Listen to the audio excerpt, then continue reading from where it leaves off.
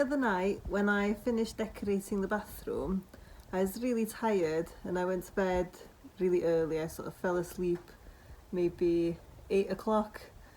And then I woke up at 2 a.m. absolutely wired, and I was just full of beans. So I went on my phone.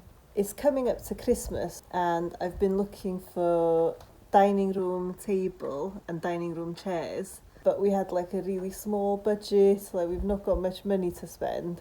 So between maybe 50 and 100 euros, and what you can get for 50 to 100 euros isn't very much. Now, furniture in Portugal, if you want nice furniture, is quite expensive. So I'm always looking on second-hand sites to see if I can get things cheaper. I used to do the same thing in the UK. I used to spend a lot of time on eBay because I used to find that you could get a lot of nice things much cheaper using eBay. Now, in Portugal, they don't have eBay. You can go on eBay Spain and get things delivered from Spain. So yeah, they don't have eBay and they don't have Amazon, but their equivalent of eBay is OLX or OLX. I've always found OLX to be a bit more expensive, and actually the things are quite far away, while if you wanted that experience of buying something off your neighbour like you would with eBay in the UK, what they tend to use in Portugal is Facebook Marketplace. So I've been using Facebook Marketplace to try and find dining room table and dining room chairs for Christmas, but I couldn't really find anything for less than 250, 300 euros. So I was getting a bit down about like looking for this table and chairs, because I really wanted us to be able to sit down and have, you know, Christmas dinner at a proper table with proper chairs. Anyway, it was 2 a.m.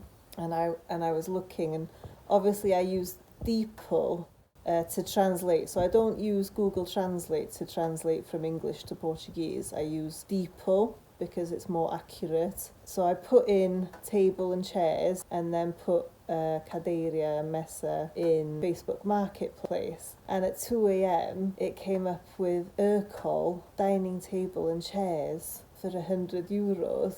And my eyes just literally just popped out of their sockets. I was like, ugh. Because this was like authentic 1960s vintage Ercol here, which is just, it doesn't happen very often. So I woke Dave up and I was like, Dave, you've got to wake up. There's Ercol designer table and chairs for 100 euros. And Dave was sort of like half asleep going, what? Where is it? And it was the other side of Peniche. And Dave said, well, just message them. And I said, well, it's 2 a.m. And he said, just message them. So I messaged the seller at 2 a.m. saying, I want them. I'll come and get them tomorrow. And I was quite restless then. And at 7 a.m. she messaged back saying, yep, you can have them. So we got in the car. Well, we took both cars. And when we headed over to the other side of Peniche, and lo and behold, she was selling them for 100 euros. And I sort of said, why are you selling this stuff so cheap? And she said she had to move quickly. She'd sold her flat. She's an older woman, and she's moving back to the UK to be with her kids and her grandkids because she was on her own. And she was just selling them so cheaply because she just needed to get rid of them. And then she was like, that's a lovely Welsh accent. And she said that she's from North Wales. And I said, well, I'm from North Wales. And then she said that she was from Prestatyn. And I said I was from Snowdonia. And then she went on to tell me that she'd bought the table and chairs and a matching dresser from Llandudno in the 1960s, which is 20 minutes from where I was born, which is just so random. But she was really, really happy that her furniture was going to another Welsh woman. And then she had this matching dresser. And I said, how much do you want for the dresser? And she said 30 euros. So we had to have them. I had to have them. And then, so Dave and I filled both the cars up, and then we got back to the house and both cars were full, and we got all that gorgeous vintage designer furniture for €130, which is absolutely amazing.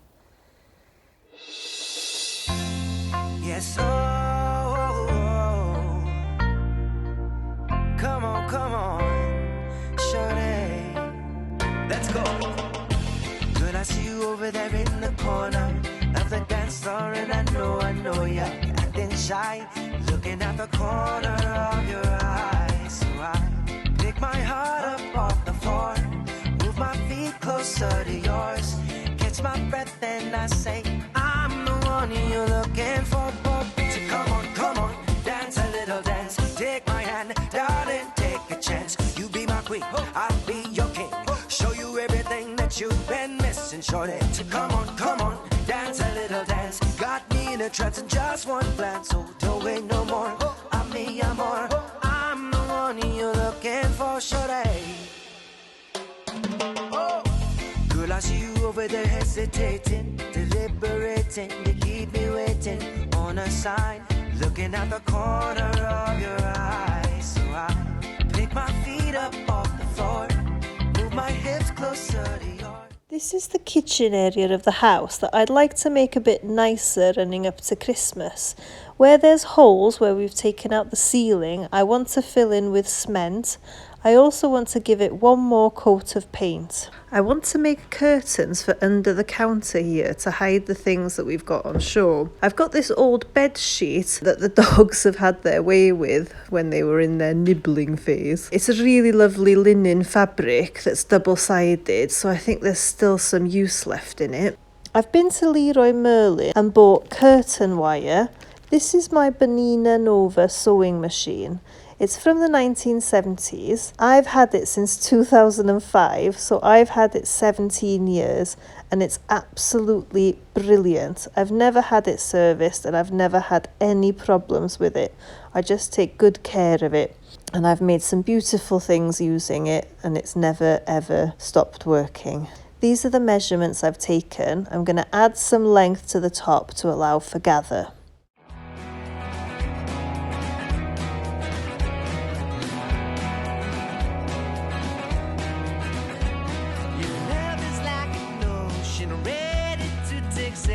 Swept the back and swallowed by a wave. Take heed, they'll say, no need to get out, just stay on a lovely holiday.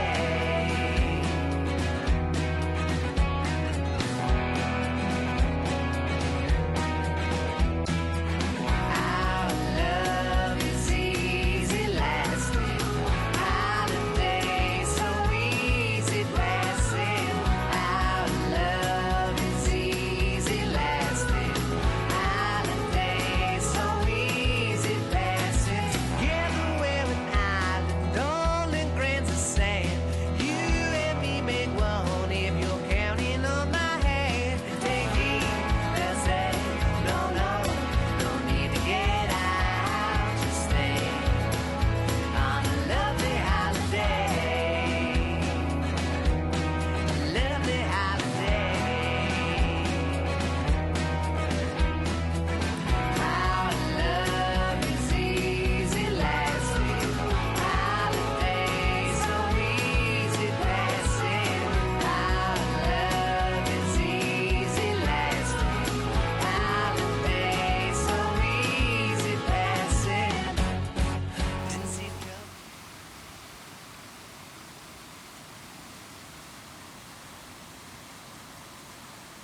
I've come to Lusania River Beach today. There's been a gap in the rain, so I thought it's worth bringing the dogs out somewhere different. Lusania is the closest river beach to our house. It's somewhere we come in the summer to come swimming because the water stays quite cool because it comes down the mountain, while the swimming pool at our house just turns to the temperature of bath water, so it's worth coming here. You can see how much rain we've had because the water level's risen at least a metre higher than it is in the summer. You can see the water's coming onto the path and it's going over the bridge that people normally walk on. In the summer, this is a completely different scene. It's absolutely packed with people. And there's a lifeguard. And there's lots of food and drink on offer, pizzas, and there's a really nice restaurant here as well. And there's sort of parasols where people sunbathe under, and the water's absolutely crystal clear. But obviously we've had a lot of rain, so it's full of very cold, I imagine, mountain water. So these boards here show the attractions that are on offer. The Pedra de Ferreira Waterfall Walk finishes off at Lasagna River Beach. The Pedra de Ferreira Waterfall Walk is a long walk up the mountain. It starts in Espinhal, the village below us, and finishes off here. There's so much nature on offer, so many different animals to see, so many different flora and fauna, and there's several waterfalls on the way up the walk. There's also some fantastic things to see in Espinhal, some beautiful buildings, and then the river beach itself was awarded like a blue flag, so it's like really clean water for swimming in.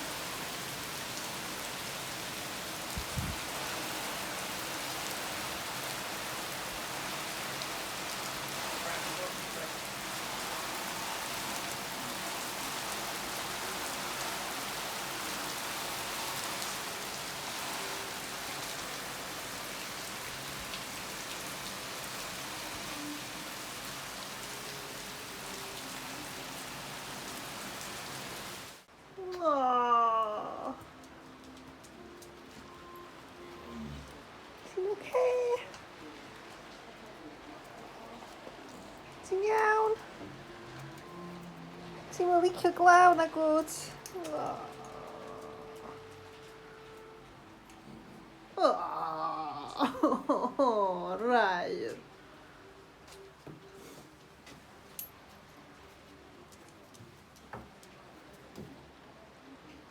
Ti'n okay? Meh.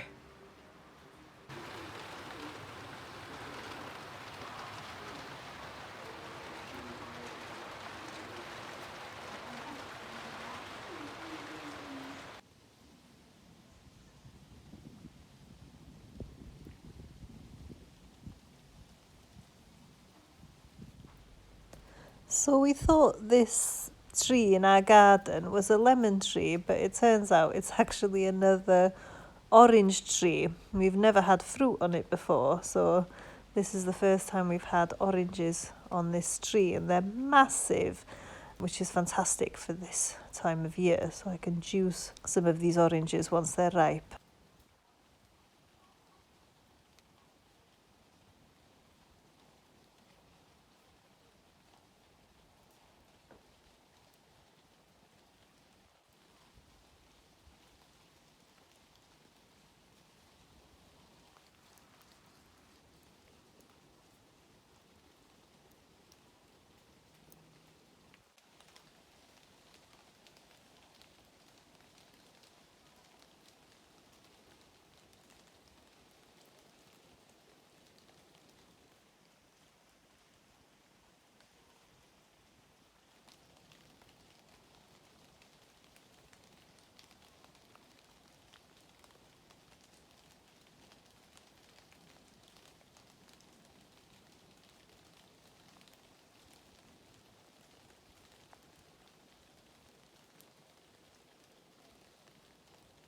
When the weather's this grim, there's only one thing for it: apple crumble. I do a little twist this time of year on your traditional apple crumble, and I do a mulled wine apple crumble. So you've got about 10 apples that are peeled and sliced. Then from the garden I picked one orange. I've peeled it, so I'll put the peel in the wine, I'll squeeze the orange juice into the wine, and you've got star anise, cloves, nutmeg and 2 cinnamon sticks. So that goes into about a litre of red wine. So I use the local red wine here, which is Vino Tinto Piache, and into that I add some coconut sugar, so maybe 2 tablespoons of coconut sugar in the mulled wine. And then also on top of the peeled and sliced apples, I also put about 2 tablespoons of coconut sugar. And then in a bowl I've got 400 grams of plain flour, 200 grams of sugar and 200 grams of butter. Now this isn't a normal crumble ratio, so it's heavier on the butter. Now the reason for that is everyone that I know that makes the best apple crumble, they use more butter, and it's because it gives it almost like a shortbread consistency, which I've found works really well. So same technique and principle as when we did the pies. You want to crumble the butter and flour and sugar together between your hands, sort of rubbing the butter and the sugar and the flour until it all comes together, and it basically looks like sand or a crumbly consistency, but you don't want any lumps. So you want all that butter mixed in with the flour and the sugar. Then you're going to have your mulled wine bubbling away, so you want to have that mulling for about 30 minutes. So that's to infuse all the different spices, melt the sugar, all that flavour coming out into the wine. Then you're going to need to ladle the mulled wine over the apples. When you're ladling the wine, just make sure that you don't get any of the cloves or the star anise going into the pudding, because that's not going to be very nice to crunch down on. So when you're ladling, just be really careful that it's just the liquid that you're getting, and that's just the liquid that's going over the apples. Now, a few people have said to me, why don't you just poach the apples first in the mulled wine? And the reason for that is you do not want your apples cooked at all when they go in the oven. So your crumble will go in the oven for 30 minutes on 180, and it's really important that the apples are raw, because if they're poached beforehand, they'll just turn to mush. So once you've ladled over your mulled wine, then you want to pour over your crumble mixture, and you want to do this really lightly. Now, I've seen some people in the past tap down or push down their apple crumble mixture. You don't want to do that. You want to keep it really light and crumbly on top, and just like really carefully and delicately disperse that crumble over the apples. And then I just finished off with another little dusting of coconut sugar. Now, I use coconut sugar because it just tastes a lot better. It has a really nice flavour.